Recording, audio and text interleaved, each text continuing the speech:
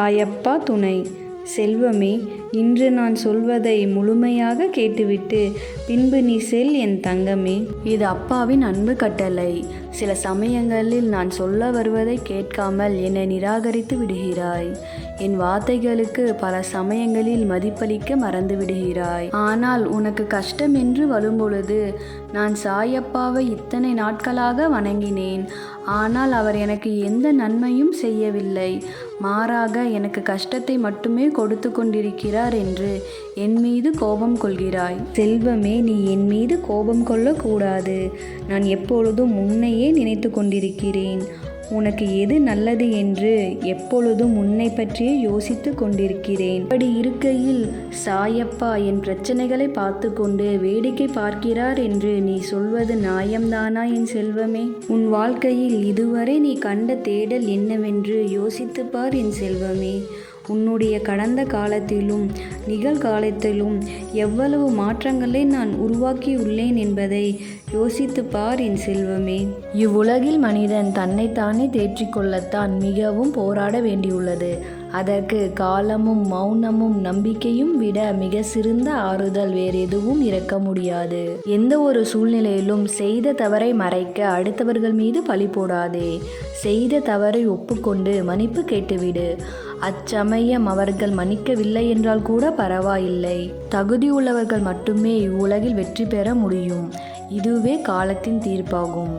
எவரையுமே உயர்த்தி பிரிப்பதால் உயர்ந்து போவதும் இல்லை, தாழ்த்தி பேசுவதால் தாழ்ந்து போவதும் இல்லை. நீ உன் ஆற்றலையும் திறமையும் வளர்த்துக்கொள் என் செல்வமே.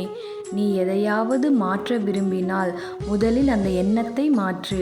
நீ மாறாமல் இங்கு எதுவும் மாறப்போவதில்லை. நம்பிக்கையுடன் கூடிய முயற்சி எப்பொழுதுமே தோல்வியடையாது.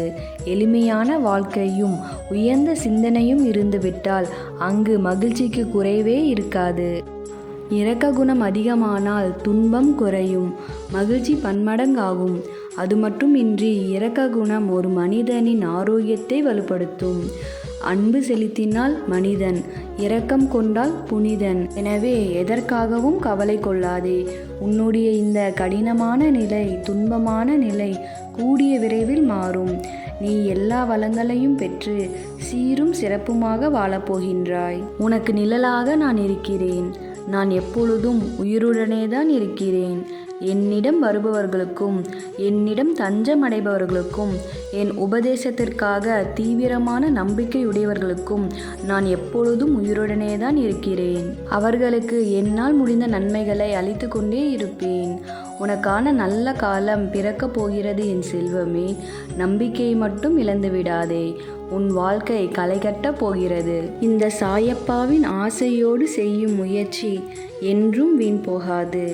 நிச்சயம் உனக்கு வெற்றி கிடைக்கும். உன் வாழ்க்கையை என்னிடம் ஒப்படைத்த பின்பும், உன் கரங்களை நான் இறுக்கி பற்றி கொண்ட பின்பும் உன் மனதில் ஏன் இவ்வளவு கஷ்டங்கள், ஏன் இவ்வளவு சங்கட்டங்கள், எதற்காக அழுகிறாய் என் செல்வமே?